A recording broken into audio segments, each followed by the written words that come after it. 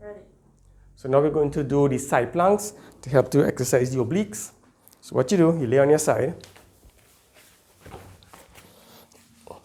knees on top of each other, ankle on top of each other, forearm is on the floor or the mat, keeping the elbow just under the shoulder. You don't want the elbow to be out here or here.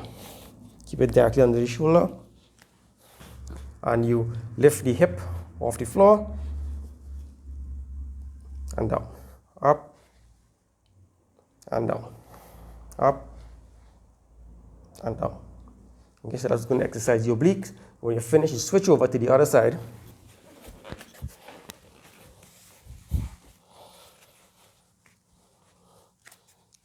Up, down, hold it, down.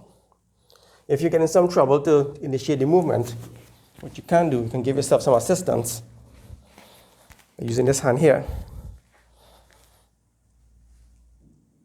and down. You can also use it to help to keep your balance and down. As you get stronger and stronger, then you can take the hand away gradually.